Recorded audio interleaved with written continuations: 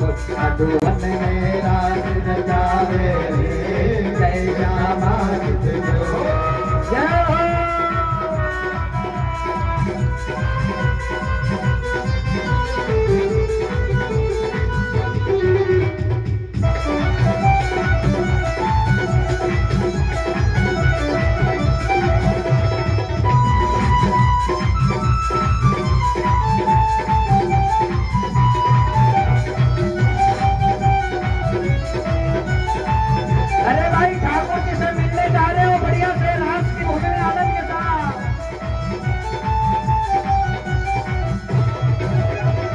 प्यारे प्यारे मुरली बजावे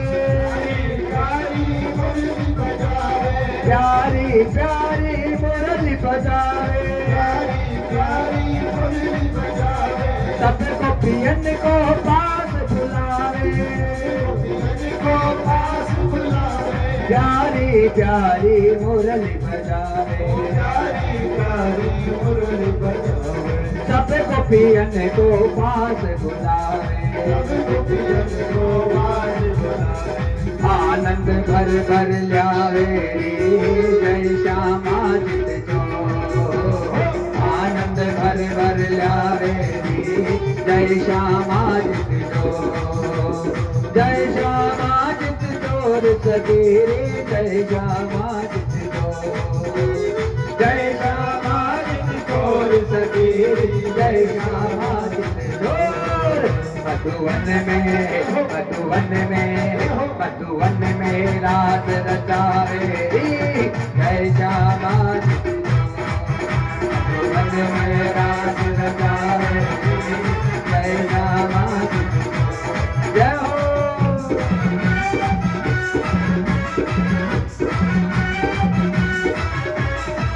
बोलिए रास रसिया भगवान की।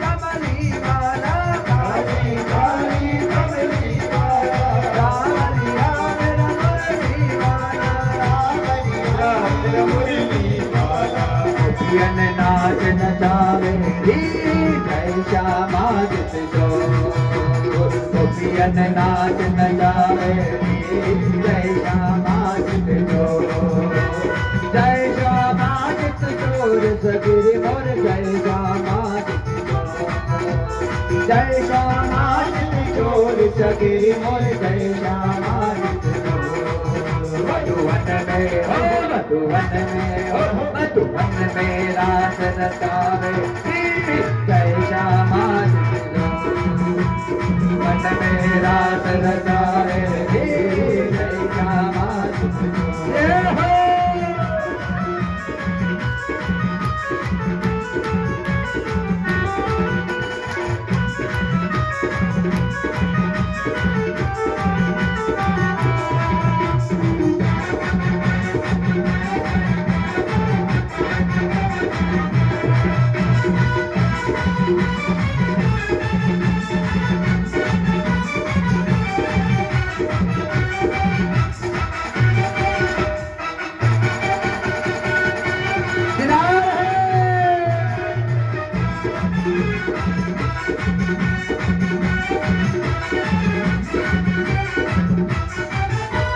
यमुना तट पर भेड़ चरावे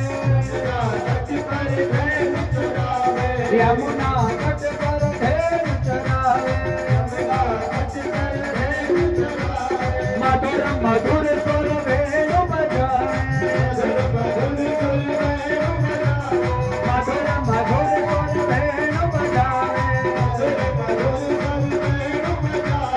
वेणु से हो वेणु से हो वेणु से री जाए रे जय श्यामा जी को वेणु से री जाए रे जय श्यामा जी को जय श्यामा जी को सगीरी बोल जय श्यामा जी को जय श्यामा जी को सगीरी जय श्यामा जी संग गोपियन हो संग गोपियन हो गोपियन रास रचाने रे जय श्यामा जी संग गोपियन रास रचाने जय श्यामा जी जय हो। अरे महाराज तो बेटा बेटा नाच करो भैया करो।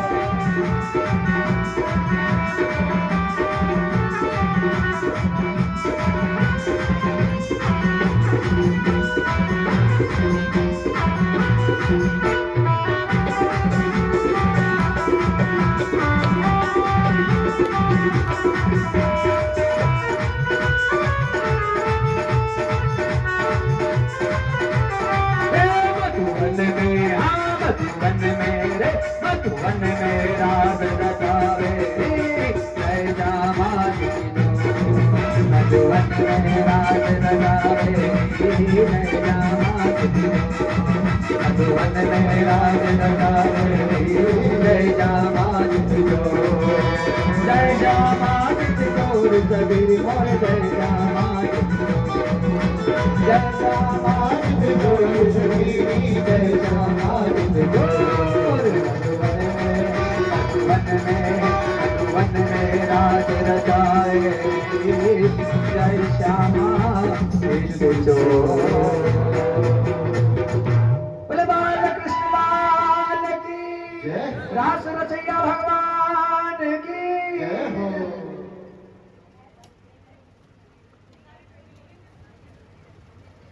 सब अपने अपने स्थान पर विराजित हो जाएं। बड़ा ही आनंद है, भगवान ने रास की भूमि में बड़ा आनंद किया है। समस्त गोपियां प्रसन्न हो गई भगवान के अद्भुत लीलाओं से और बड़ी सुंदर मधुर वेणु का वादन भगवान का और राधा रानी सारी गोपियां प्रसन्न।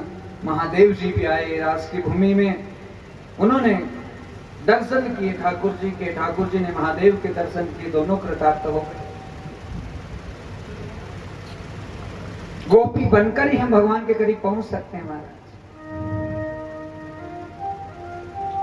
एक बार बोलो श्री राधे श्री राधे। अब आपस की बातें बंद कर लो और महाराज को सुन लो, क्योंकि तुम्हारी शुरू हो जाएगी तो फिर तो हमारी बंद हो जाएगी। मुझे लगता है लोग आएंगे बड़ी बीमारी हो महाराज, 4 सागर बेली जाए धन ठाकुर नहीं के काई हुई वाड़ियों फिर तो पूछो मत क्या हुआ क्या नहीं, अभी नहीं बताऊं क्योंकि इतना समय नहीं है। बोलो श्री राधे श्री राधे। महाराज ठाकुर जी का रास हुआ, भगवान यहाँ आनंद के साथ में रह रहे हैं। इधर कंस के पाप बढ़ रहे हैं और कंस बड़ा पापी है और इतना पापी है कि बार बार पता चल गया कि बलराम और श्री कृष्ण कोई साधारण बालक नहीं है। उन्हें तरह तरह से सताने की कोशिश की गई और कई प्रकार की मंत्रणाएं हुई कंस के द्वारा, लेकिन हर जगह वो फेल हो गया क्योंकि कितने राक्षस भेजे। हाँ, पूतना को भेजा, तृणाव्रत को भेजा, सक्तासुर को भेजा, अघासुर को भेजा, बकासुर को भेजा, प्रलंबासुर को भेजा, धेनुकासुर को भेजा। कितने बड़े बड़े राक्षस आए, लेकिन सबकी चटनी बनाई ठाकुर, सबका कल्याण उद्धार कर दिया। पाप भगवान के सामने, अच्छाई के सामने कोई चीज टिक नहीं सकती। अग्नि अग्नि होती है, अब अग्नि के सामने यदि कोई आ गया तो महाराज फिर अग्नि कुछ नहीं देखती, अग्नि एक ही चीज देखती है, चाहे अच्छा हो या बुरा, उसे पवित्र कर देती है। हाँ, तो भगवान का भी हाथ भी लग जाए, किसी राक्षस के भी लगा है तो उनका उद्धार हो जाता है। बड़े बड़े राक्षस ये कहते हैं कि प्रभु हम आपको भजते हैं लेकिन दुश्मनी से भजते हैं, और हम दुश्मनी से बचते हैं तो उसमें भी हमारा भला है।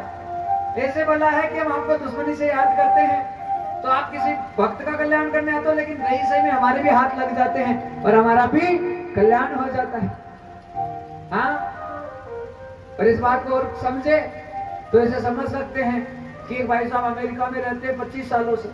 अब इनके कोई बहुत घनिष्ठ मित्र, उनका ब्याह, उनके बेटे का ब्याह है और उनका भी मकान है यहाँ पे, क्योंकि पहले यही रहते थे, 25 सालों से वहां रहने लग गए। अब यहाँ आएंगे तो ब्याह भी अटेंड करेंगे और अपना घर रहेगा, उसकी साफ सफाई भी करके जाएंगे ना। ऐसे ही ठाकुर जी लीला करते हैं, भक्तों को आके गले लगाते हैं और जो दुष्ट होते हैं उनकी साफ सफाई करके वापस चले जाते हैं। दोनों लीलाएं कर देते हैं। तो ठाकुर जी साफ सफाई करने भी आते हैं और भक्तों को आशीर्वाद देने, उनका कल्याण करने के लिए आते हैं। हाँ, आज जो कंस है उसके मन में यही मंत्र नहीं होने, अक्रूरो अपीचता रात्रि मधुमती च महामती, माफ करना, अक्रूरो अपीचता रात्रि मधुर पर्या च महामती। आज अक्रूर को आगे किया गया है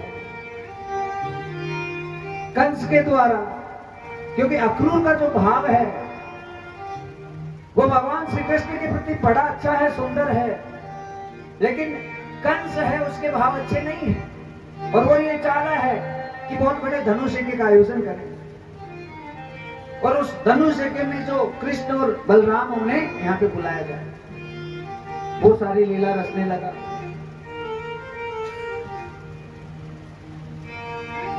अक्रूर जी यहाँ से निकल रहे हैं वृंदावन के लिए, लेकिन मन में भगवान के प्रति अनन्य भाव बन रहे हैं और भाव ये बन रहे हैं कि मैं ठाकुर जी के सामने जाऊंगा तो आज मेरे कितने बड़े भाग हैं, उन्हें प्रणाम करूंगा, उन्हें बैठ के धोख दूंगा, क्या करूंगा, कैसे करूंगा, समझ में नहीं आ रहा। इतनी उत्सुकता हो रही है प्रभु से मिलने के लिए। शाम का समय है, अक्रूर जी आज वृंदावन में पहुंचे हैं और जैसे ही नंद बाबा के घर में गए, बाबा ने बड़ा स्वागत सत्कार किया और बैठाया अक्रूर जी को। अक्रूर जी आते ही अपना कारण बताने लगे कि बाबा मेरे आने का प्रयोजन ये है, कंस जो कि बड़ा दुष्ट है, अच्छी नियति नहीं है उसकी, लेकिन एक बहुत बड़े धनुष यज्ञ का आयोजन कर रहा है। वो राजा है और उसकी आज्ञा है कि जो आपके बालक है कृष्ण और बलराम, वो वहां उस धनुष यज्ञ में पहुंचे। बाबा उसकी नीयत मुझे सही नहीं लग रही, पता नहीं वो क्या करेगा, लेकिन वो बुला रहा है तो हमें इस बात का पालन तो करना पड़ेगा, नहीं तो आप कंस का स्वभाव जानते हो। जैसे ही ये बात माता यशोदा ने सुनी, यशोदा माता बड़ी तकलीफ में चली गई, क्योंकि वो माँ है, बोलो ना श्री राधे, वो माँ है, वो जगदम्बा। उसे परेशानी होने लगी कि मेरे छोटे छोटे बेटों को वहां कैसे भेज दूं, कंस का कोई भरोसा नहीं, थे मार दे तो। यशोदा ने मना कर दिया। उसी समय भगवान है आज गैया चरा कर अपने घर में आ रहे हैं, पर आज गाय चरा कर जैसे ही ठाकुर जी का प्रादुर्भाव हुआ, भगवान आए। उसी समय अक्रूर जी है उठकर प्रभु के पास में आए और आकर जैसे दंडवत करने लगे। भगवान अक्रूर के पहले से ही भाव जानते थे, आज अपनी बाहों में भर लिया अक्रूर को और उनका जीवन है वो धन्य कर दिया हमारा। जैसी श्रद्धा और भावना लेकर प्रभु के सामने जाते हैं, उसी श्रद्धा और भावना से प्रभु स्वीकार करते हैं। अक्रूर जी ने जैसे ही श्री कृष्ण को बताया कि कृष्ण और बलराम को कंस ने वहां बुलाया है, तो महाराज ठाकुर जी ने स्वीकृति कर दी और कहा हम जरूर जाएंगे, लेकिन यशोदा मना कर रही है, कैसे जाओगे, जाओगे तो अच्छा नहीं रहेगा। लेकिन आज माँ को समझाइश करने लगे और कहने लगे मैया तू जानती है, मीठी मीठी बातों से पटाने लगे। अरे मैया तू क्यों चिंता करती है, हमारा कुछ बाल बांका हो सकता है क्या, बता हम जाएंगे वापस आ जाएंगे एक दो दिन में, क्या होता है मैया, कहाँ में तो जा रहे हैं। ऐसे ऐसे पटाया मैया को। तो माँ है, बच्चों की जिद के सामने हमेशा हार जाती है, हार गई। और आज जो है सुबह का समय हुआ, उसी रथ के ऊपर भगवान बैठ गए और अक्रूर जी उस रथ को हाँकने लगे बलराम जी ठाकुर जी के साथ में। इतने में सारे ग्वाल बाल आ गए, कहा हम भी चले, हम भी चले, हम भी चले। सारे ग्वाले साथ में हो गए, नंद बाबा भी साथ में हो गए। कहा छोटे छोटे बच्चों को अकेला तो नहीं भेजूं, साथ में रहूंगा तो कम से कम रखाली तो रहेगी। 11 साल के भगवान है, कंस का मर्दन करेंगे महाराज। केवल 11 साल के बालक आज उस दुष्ट का नाश करने के लिए पूरी प्रयोजन, पूरी तैयारी कर रहे हैं। रथ जैसे ही चलने लगा, ब्रज की व्रजांगनाएं जितनी थी सारी सड़क पे लेट गई और कहने लगे कृष्ण जाना है तो इस रथ को हमारे ऊपर से लेके जाओ। अपना आनंद में प्रेम दर्शाने लगी, जाना है हमारे ऊपर से रथ को लेके जाओ, ऐसे हम नहीं जाने देंगे। अरे कृष्ण तुम सोच ही कैसे सकते हो वृंदावन को छोड़ने की? हमारी एक एक सांस और तुम्हारी एक एक सांस वृंदावन की इस पवित्र भूमि में रमण करती है, और इस ब्रज भूमि को तुम छोड़ के चले जाओगे तो फिर हम किसके भरोसे रहेंगी? अपने मन की भावनाओं को व्यक्त करने ऐसे हम कि कागा सब तन खाइयो, मेरो चुन चुन कहियो दोने ना मत खाइयो, शाम मिल के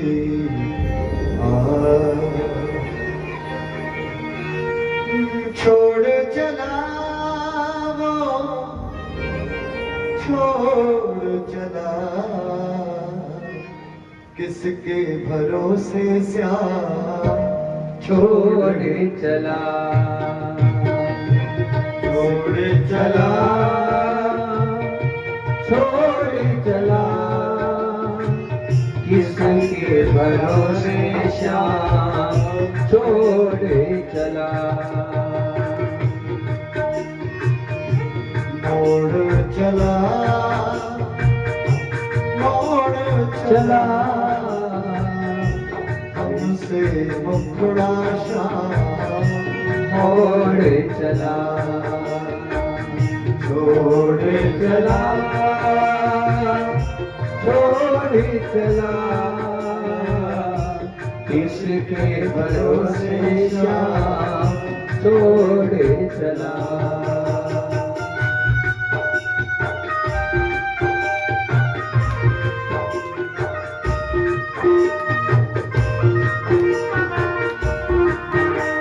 सखी वो इतना निष्ठुर नहीं है, देखना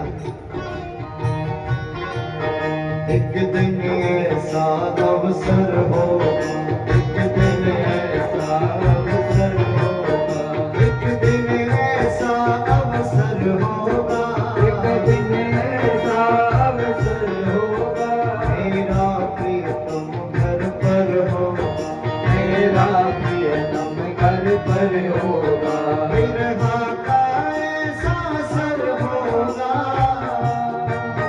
विरहा का ऐसा असर होगा, प्यारे का प्यारे अमर होगा, प्यारे का प्यारे अमर होगा, प्यारे का प्यारे अमर होगा। क्या करेगी अगर वो लौट कर आ भी गए तो? मैं हरि चरणन सो, मैं हरि चरणन सो लिपटूंगी, हरि चरणन सो लिपटूंगी, मैं हरि चरणन सो लिपटूंगी, हरि चरणन सो लिपटूंगी, सीने से मुझे लगाएंगे तू धीरज काहे खोती है, हरि आएंगे, हरि आएंगे, हरि आएंगे, हरि आएंगे, ओ हरि आएंगे, हरि आएंगे, हरि आएंगे, हरि आएंगे। तू धीरज काहे खोती है, धीरज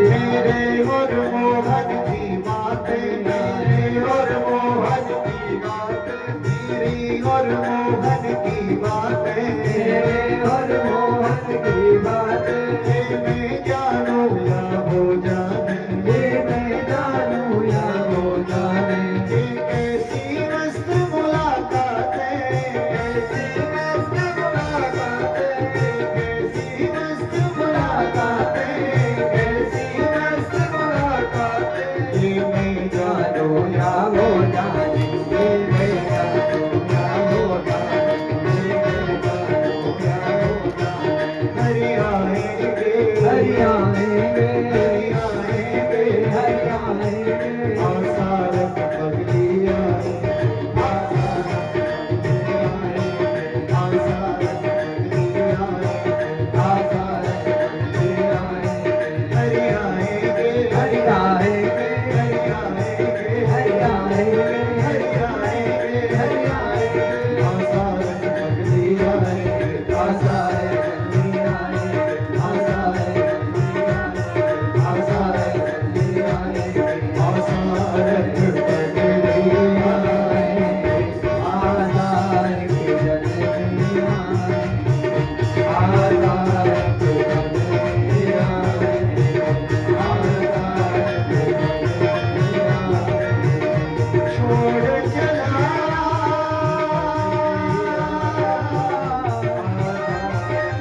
किसके भरोसे, छोड़ चला।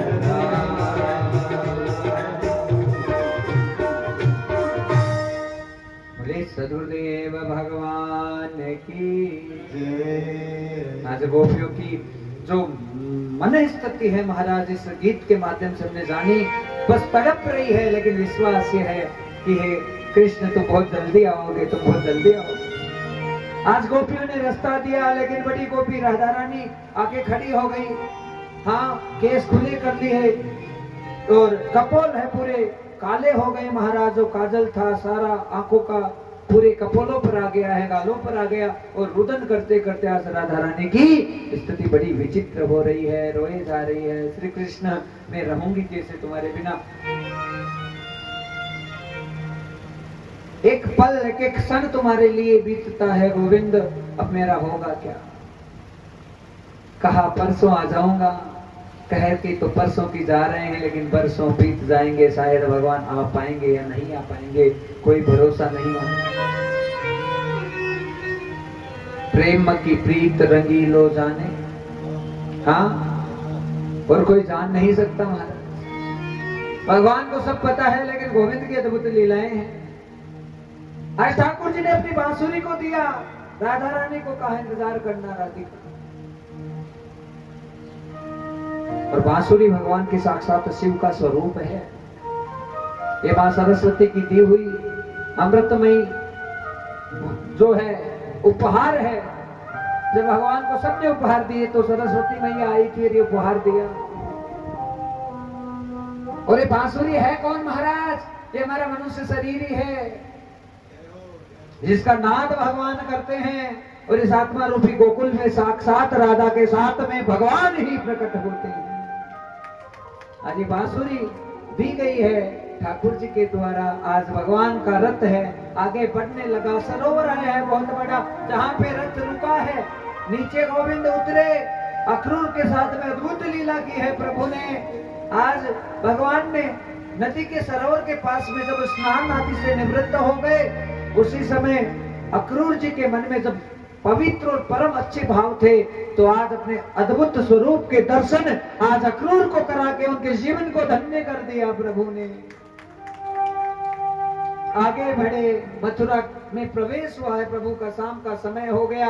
नंद बाबा को एक उद्यान है, उसमें रोका गया है और सारे ग्वाल बाल वहां रुके हैं। लेकिन भगवान को तो अब वहां आए हैं जिस स्थान पे, तो उसमें थोड़ा सा विचरण करके आना है, देखना है कि क्या क्या लीलाएं करनी है और कौन कौन भक्तों का उद्धार करना है। आज गोविंद अपनी बाल मंडली के साथ में हो गए और बाबा को कहा, बाबा आप विश्राम करना, हम थोड़ी बाजार की सैर करके आ रहे हैं। आज बाबा रुके, सारे ग्वाल बाल आज मथुरा के बाजार की सैर करने निकले।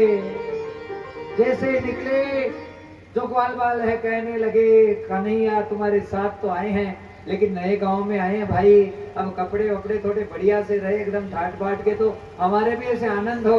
लेकिन ढीले डमकड़ पहन रखे थे, कोई देख ही नहीं रहा। हाँ, हमारा देखने दिखाने का बड़ा शौक रहता है और हम इतने बावड़े हैं कि अगर अंग्रेज मिल जाए ना तो ऐसे मुंडा फाड़ फाड़ के देखते हो।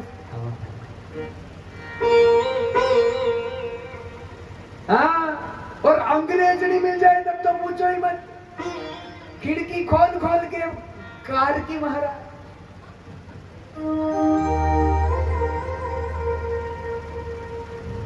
साची बोल रहे हैं झूठी बोल रहे हैं महाराज, बताओ।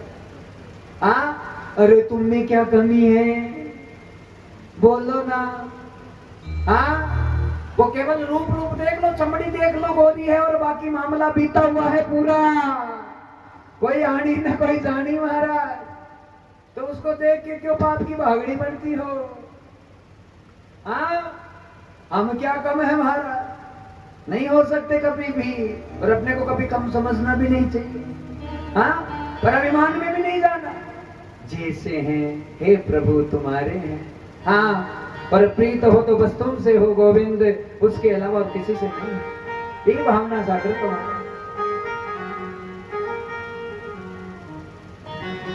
जमाना बड़ा बदल गया है माताओं,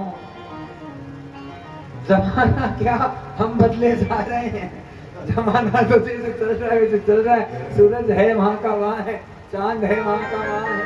हाँ, वो अपनी वैसे हम बदल गए, और अब ऐसे बदल गए महाराज कि रोटी बनाने के लिए भी कोर्स करना पड़ता है।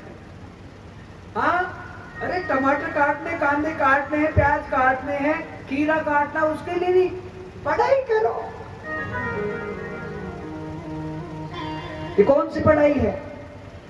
होटल मैनेजमेंट है।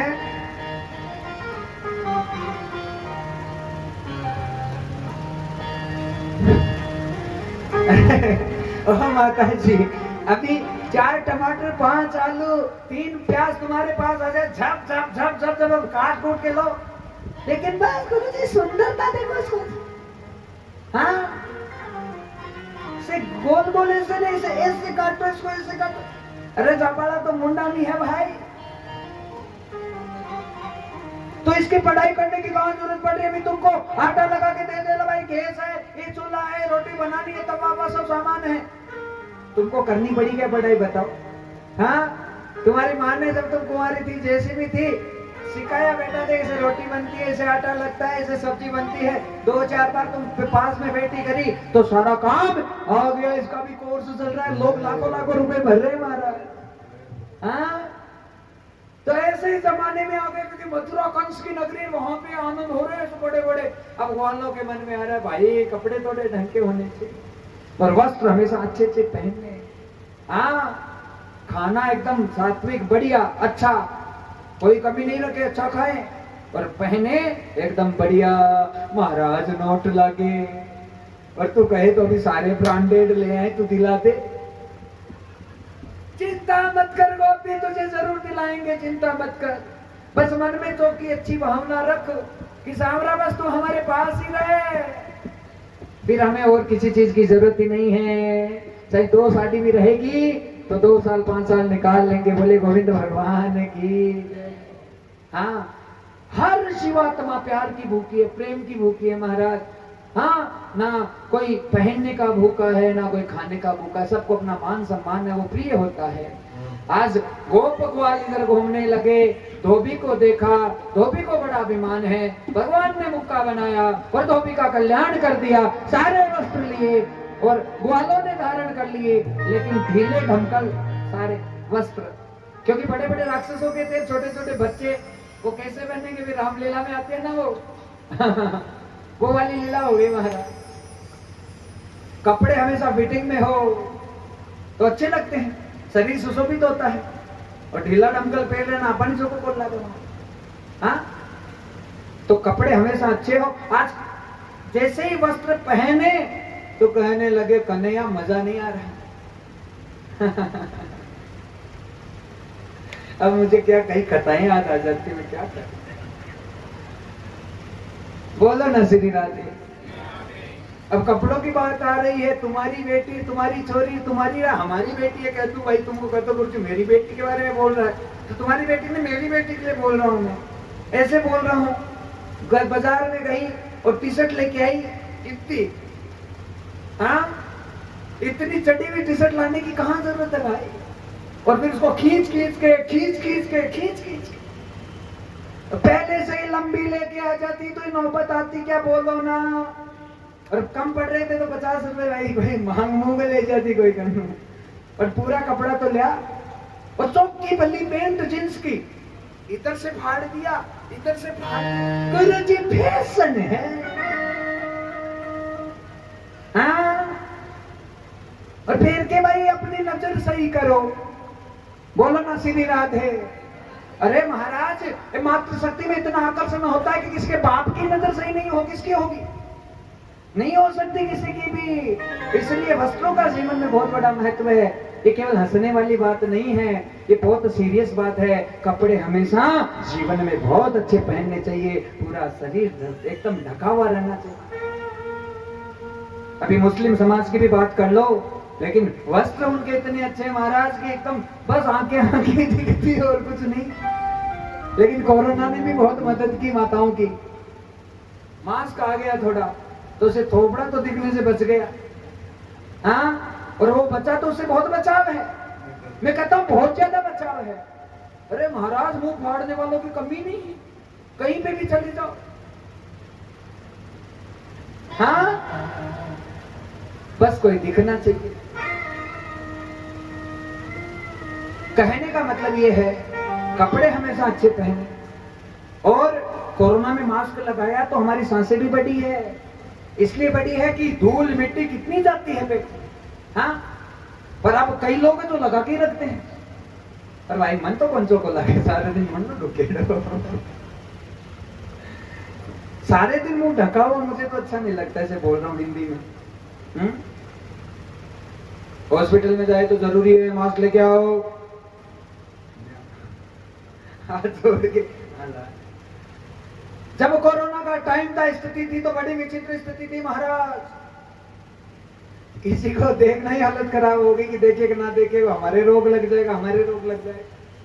लेकिन जो भक्त थे भगवान के, आप नोट कर लो, एक ही नहीं मरा, हाँ? और जो, अब मैं क्यों नाम लूं अपने मुख से भाई, सुंदर सुंदर कथाएं सुनाओ, हाँ? तो जो थे उल्टे सीधे वो चले गए। तो पाप वाला जीवन है वो तैयारी नहीं करना, ताकि आगे ऐसी स्थिति और परिस्थिति उत्पन्न ना हो। आज जैसे आगे जाने लगे, सुदामा नामक दर्जी पहले से बैठा था कि धोबी का कल्याण करके आए, उठ गया पहले से, आओ आओ आओ, क्योंकि मार के आगे तो भूत भागे। और सारे कपड़े भगवान के अच्छे अच्छे कर दिए, दर्जी को वरदान दे दिया, कलयुग में दुकान चलेगी जोरदार, ब्लाउज का 250, 300, 350 जो लेना ले लीजिए, हाँ? तुमने भगवान का भला किया, तुम्हारी दुकान बढ़िया चलेगी। चार आशीर्वाद दे दिया महाराज। माला वाले थे, माला पहनाई, और चंदन लेके कुब्जा नाम की युवती आई, आज उसका अद्भुत कल्याण किया भगवान ने। शरीर था कुबड़ा था, एक भगवान का पैर का अंगुष्ठ है कुब्जा के पैर के ऊपर, और हाथ पकड़ के भगवान ने तनिक जोर का झटका दिया है, जन्म जन्म की अपाहिज कुब्जा एकदम सही हो गई महाराज, बढ़िया हो गई, फर्स्ट क्लास हो गई। क्यों ना हो? जब गुरु जी इतनी कथा सुनाता है और फिर तुम्हारी आत्मा से ये बात निकलती है ना, जी महाराज तो रोग दो गया, ये जी, हाँ हाँ, ये आत्मा से निकल रही है तुम्हारी आत्मा से बात कि हाँ महाराज, तुम्हारी वाणी, तुम्हारी वचन सुनने से मेरा डायबिटीज, मेरा शुगर, मेरी जो भी परेशानी है वो धीरे धीरे धीरे धीरे साइड में हो रही है और पक्का हो रही है। बोलो ना श्री राधे। बहुत फायदा है, डॉक्टर दूर दूर तक नहीं आएगा। ऐसी लगन ललक लग गई ना तो फिर पता नहीं वारे के न्यारे हो जाएंगे। हाँ, बहुत बड़ी कृपा।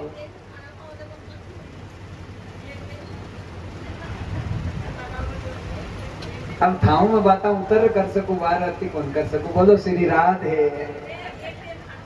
बोलो गोविंद भगवान की। और आज तो ब्लाउज तो दूसरों पहले रिकॉर्ड तोड़ दियो भाई। बोलो ना सीताराम भगवान की, ठाकुर जी महाराज की। अब देखो तुम मेरी माँ हो तो मैं तुम्हारी स्तुति कर सकता हूँ, ऐसे नाराज मत हो जाना। गुरु जी तो ब्लाउज भी देखता है क्या? हाँ, तड़के को मन में आ जाएगा। अब कोई बात नहीं, बोलो ना श्री राधे। हंसते हंसते जिंदगी निकल जाएगी एक दिन और पता ही नहीं चलेगा। मैं आपको सही कह रहा हूँ गणेश नगर वालों, ये 20-25 साल हमारे इतने आनंद वाले निकलने वाले हैं जिसके बारे में हम सोच ही नहीं सकते। क्योंकि रोज सत्संग चलेगा तो हमारे जीवन में आनंद ही रहेगा। बस एक बार जो कड़ी जुड़ गई ना, बस उस कड़ी को तोड़ना मत कभी भी, और उसे लगातार बरकरार रखना। फिर हमारा एक ही परिवार है, हम एक ही जगह रहेंगे, यहाँ भी रहेंगे तो परलोक में भी रहेंगे। यह लोक बनाना है, परलोक बनाना है, यह लोक बनाना है, परलोक बनाना है। आए हो इस जग में, आए हो इस जग में, कुछ करके जाना है, जाना है। ये लोग बनाना है, परलोक बनाना है, ये लोग बनाना है, परलोक बनाना है। एक बात बड़ी सुंदर है महाराज, जो प्रेम तुम यहाँ बजाते रहो, जो प्रेम तुम यहाँ दिखाते हो ना, वो प्रेम वास्तविक रूप से गुरु जी के प्रति जागृत कर दो, अंदर से, आत्मा से। हाँ, कुछ परिवार के जो जुड़े हुए हैं खून से, वो रिश्ते भी हैं। यहाँ तो हंस हंस के बात करते हैं, लेकिन अंदर पाप भरा रहता है। वो वाली छवि उसको दूर करो, एकदम पवित्र हो जाओ। ये गुरु जी सबका कल्याण करेगा, सबका भला करके सबको आनंदित करेगा महाराज। यह लोक बनाना है, परलोक बनाना है, यह लोक बनाना है, परलोक बनाना है।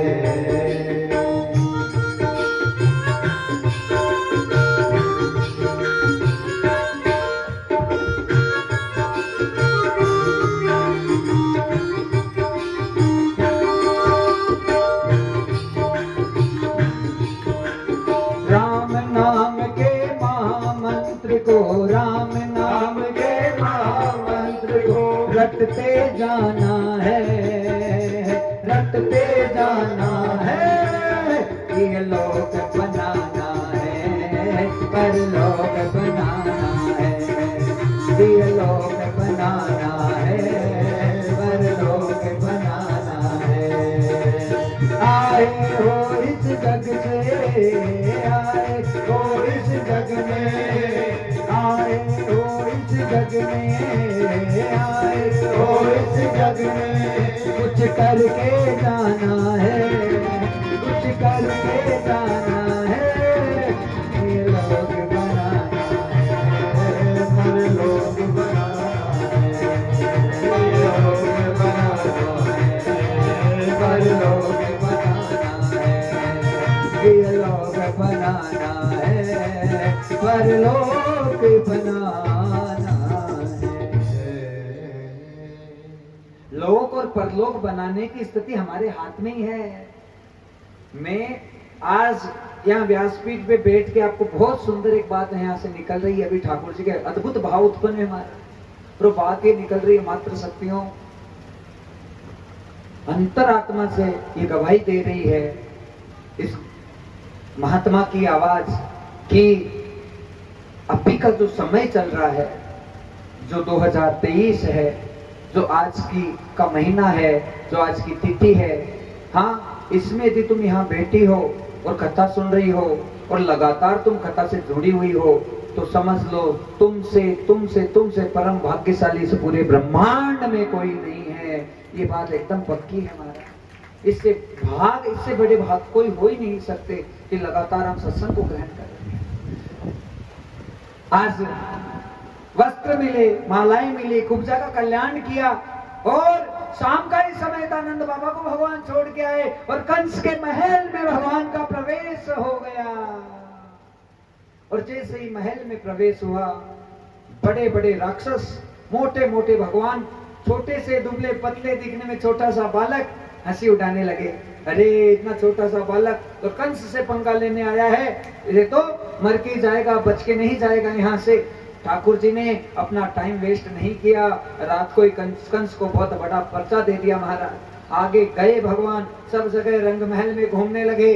घूमते घूमते बलराम जी साथ में हैं और देखा एक बहुत बड़ा धनुष है जो धनुष के लिए वहां पे पड़ा हुआ है। आज भगवान ने विलंब नहीं किया है, जाकर धनुष को उठाया और उसके 2 टुकड़े कर डाले। और धनुष क्या टूटा महाराज, ये कंस की कमर टूट गई है, क्योंकि यज्ञ होने से पहले ही ध्वंस हो गया, विनाश का समय आने वाला है। और लीला होने लगी कि जब ये बात हुई तो कंस है वो घबराने लगा। रात को उसे नींद नहीं आई, सारे जो बालक थे वापस, ग्वाल बाल सब साथ थे भगवान के, वापस आ गए नंद बाबा के पास में। सुबह का समय हुआ, आज वही जो रंगमंच है वहां पे तैयारी है। कंस ने क्या किया है, कुश्ती का मैदान तैयार किया और अपने बड़े बड़े जो राक्षस है उन्हें कुश्ती में उतारने की तैयारी है। आज भगवान का रंग मंच की तरफ प्रवेश हो रहा है और जैसे ही ठाकुर जी का प्रवेश होने लगा, आप जैसी माताएं भी थी, माताओं के भाव में कितना प्यारा बेटा है। हाँ, प्रियतमा थी जो उनकी हम उम्र थी, कहा ऐसा राजकुमार तो हमारे जीवन में आए। और बड़े बड़े राक्षस थे, उनको मृत्यु के रूप में भगवान नजर आने लगे, कंस को साक्षात काल के रूप में नजर आने लगे। वृष्णिवंशी थे, उन्हें उनके परिवार के रूप में नजर आने लगे। योगियों को आज भगवान एक साक्षात तत्व के रूप में नजर आ रहे हैं। जिसकी जैसी भावना थी उसी भावना में आज भगवान सबको दर्शन दे रहे हैं।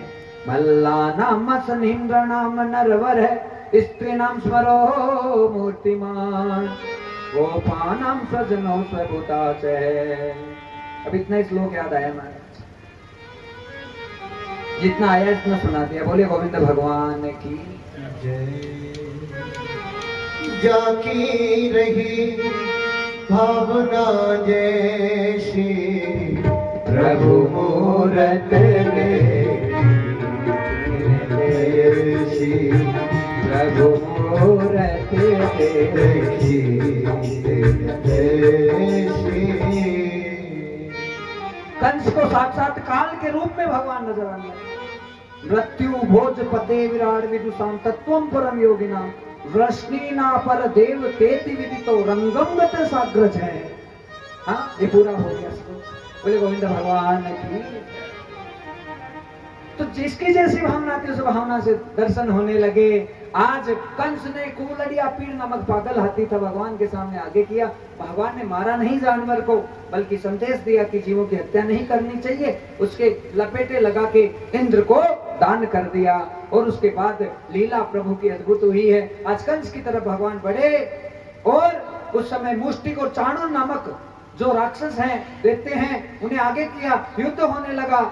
चाणूर का श्री कृष्ण के साथ में, मुष्टिक का बलराम जी के साथ में। देखते देखते आज मुष्टिक और चाणूर का भगवान ने वध कर दिया है।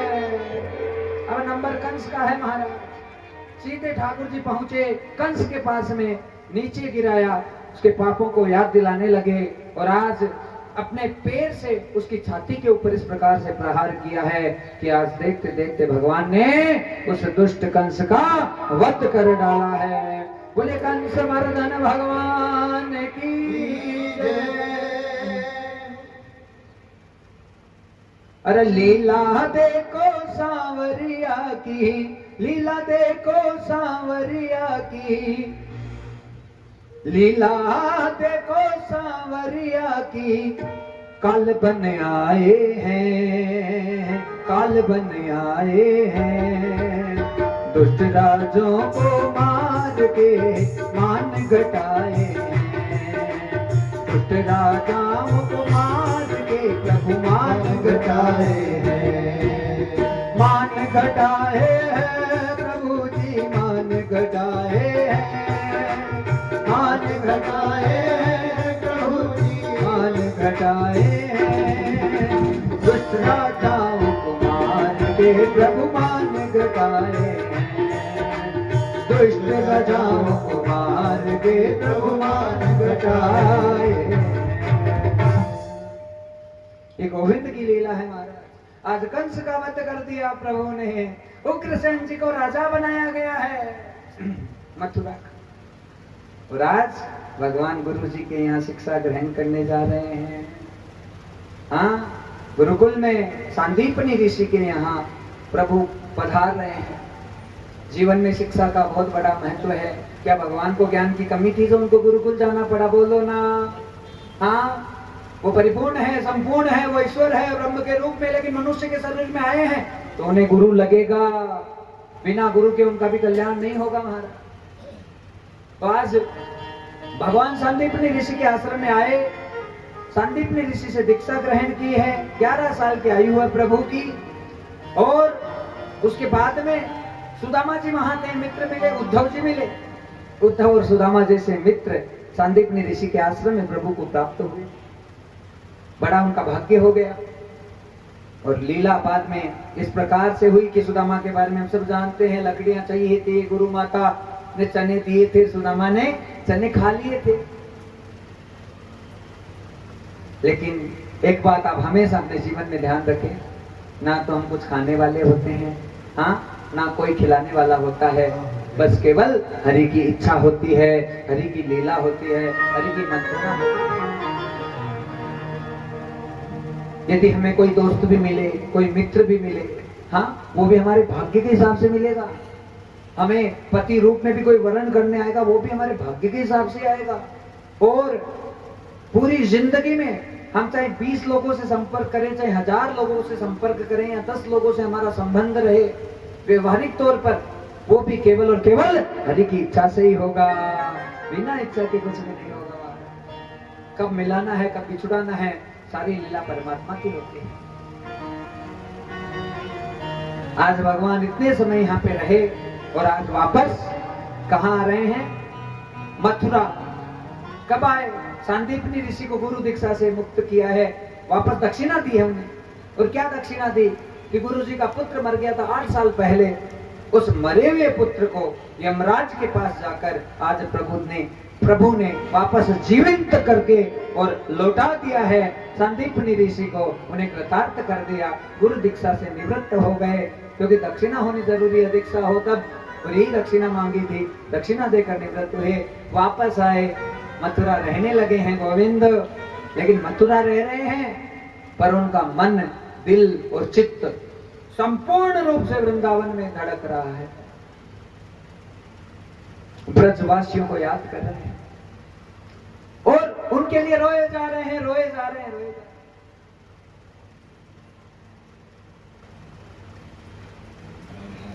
प्रेम के भाव हैं, भगवान अच्छे से जानते हैं। गोपी उद्धव संवाद भागवत की आत्मा, भागवत का मूल जड़ है ये, जिसमें भगवान ने अद्भुत प्रेम की लीला गोपियों के साथ में मथुरा में बैठे बैठे कैसे किस प्रकार से की। ठाकुर जी रह रहे हैं लेकिन नींद नहीं आती रात को, ना भूख लग रही है। यदि तुम भी अपने स्थान पे रहो, 1 महीने से ज्यादा समय हो गया, जिस स्थान पे नींद नहीं आ रही है, भूख नहीं लग रही, समझ जाओ वो स्थान तुम्हारे रहने लायक नहीं है।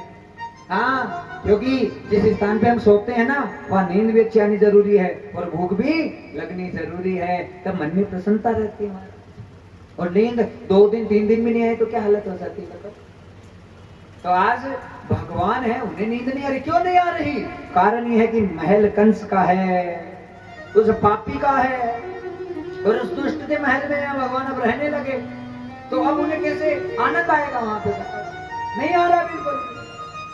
रोज शाम का समय होता है, भगवान मथुरा के छत के ऊपर जाकर खड़े हो जाते हैं, राजमहल की छत के ऊपर, और वहां रुदन करते हैं, रुदन करते हैं, रोते हैं। गोपियों के साथ में भगवान ने क्या लीला की और क्या वृतांत हुआ। उद्धव को भेजा गया गोपियों को समझाने के लिए। इसका वर्णन हम कल करेंगे, इसके बारे में हम कल बहुत विस्तार से जानेंगे।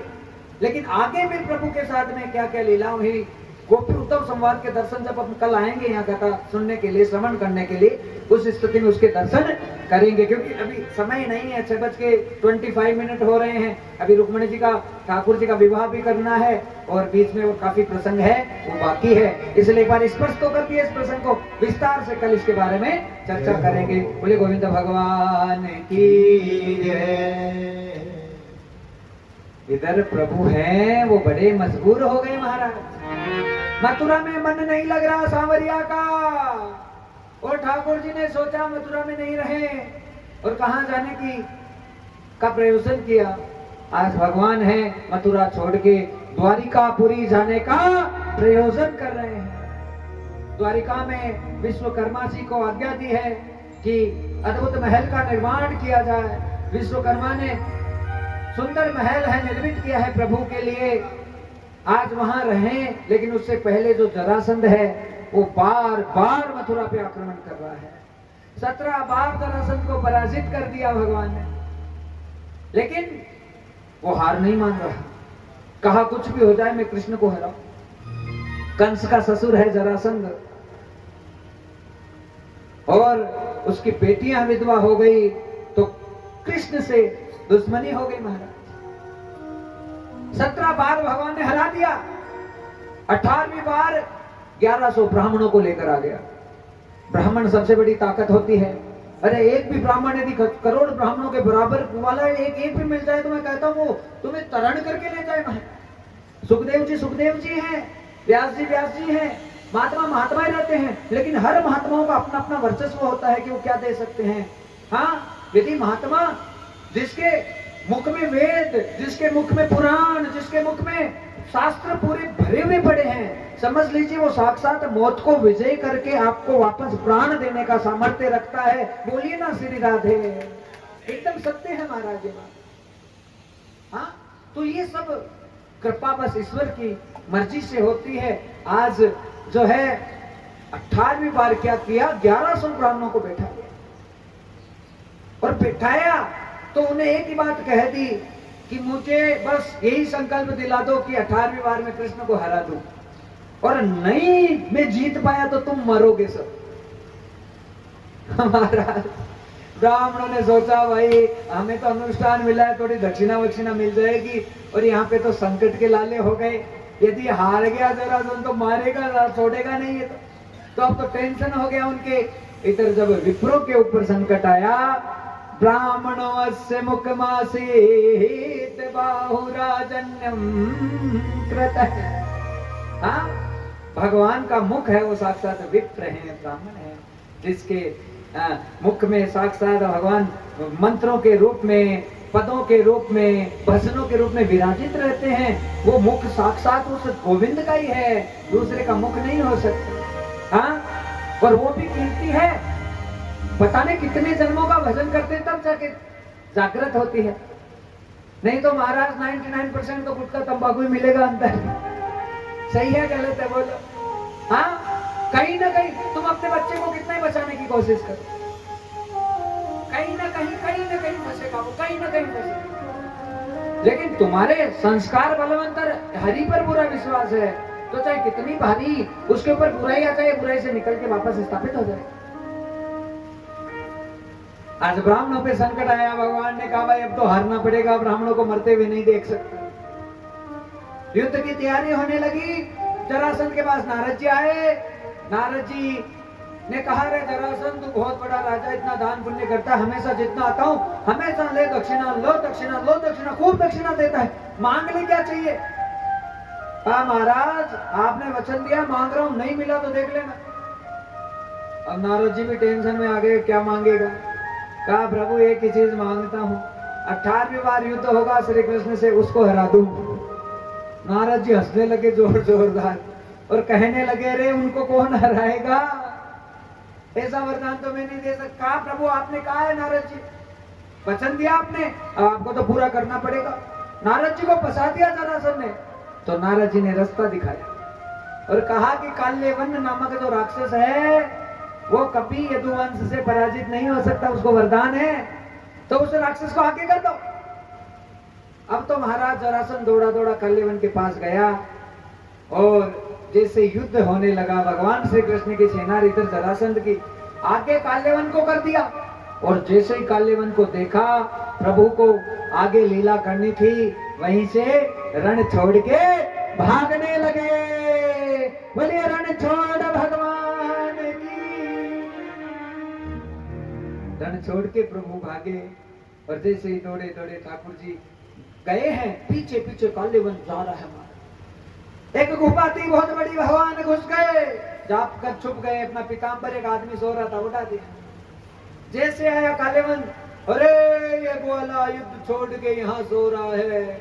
उस आदमी को उठाने लगे, पीताम्बर को खींचा, खींचते उसकी आंख खुली। उस आदमी को वरदान था, नींद में जगाएगा वो वहीं भस्म हो जाएगा। आंख खुली, देखा काल्यवन को, और वहीं पे काल्यवन भस्म हो गया। भगवान बाहर आए, वो सो रहा था, वो राजा मुचकंद था महाराज, और मुचकंद के कारण से आज भगवान की इतनी बड़ी मदद हुई। आज प्रभु ने मुचकंद को वरदान दे दिया, अरे मुचकंद तू मेरे बहुत बड़े भक्त के रूप में इसी भारत भूमि में प्रकट होगा। और वही राजा मुचकंद भक्त नरसिंह मेहता के रूप में भारत वर्ष में आया महाराज, और सब जगह भक्ति का अद्भुत प्रचार किया। अरे मायरो भरलो मारो राजा रण छोड़, राजा रण छोड़ मारो राजा रण छोड़, राजा रण छोड़ मारो राजा रण छोड़। ओ तो द्वारिका रो नाथ मारो राजा रण छोड़, ओ तो द्वारिका रो नाथ मारो राजा रण छोड़।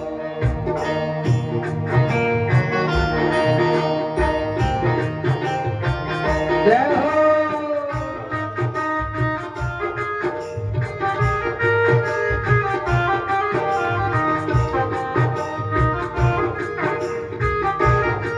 नरसिंह जी मायरा में गाने लगे, सारे सूर्य साथ में थे। हाँ, और नरसिंह जी की गाड़ी टूट गई महाराज। साधु संत सागे मारे काती नार जाई, काती नार जाई। घन घोर वन में एक रात ढले आई, घन घोर वन में एक रात ढले आई। गाड़ी मारी टूटी, गाड़ी मारी टूटी के आओ प्यारा दो, गाड़ी मारी टूटी के आओ प्यारा दो। आई गाड़ी तो संभाले मारो राजा रण छोड़, गाड़ी को संभाले मारो राजा रण छोड़, राजा रण छोड़ मारो राजा रण छोड़, राजा रण छोड़ मारो राजा रण छोड़। ओ तो द्वारिका रो नाथ मारो राजा रण छोड़, ओ तो द्वारिका रो नाथ मारो राजा रण छोड़। महाराज अद्भुत लीला प्रभु की। नानी बाई का मायरा बहुत जल्दी यहाँ श्रवण करने का अवसर प्रदान होने जा रहा है। बोले ठाकुर जी महाराज की। और बड़ा ही मारवाड़ी लटका झटका, बड़ा आनंद महाराज। हाँ, पहले राम कथा, फिर यहाँ की तैयारी पूरी छतवत डले, और फिर उसके बाद में जैसे भगवान की आज्ञा होगी आगे आगे कथा की घोषणाएं होती जाएगी। बोले गोविंद भगवान की जय हो।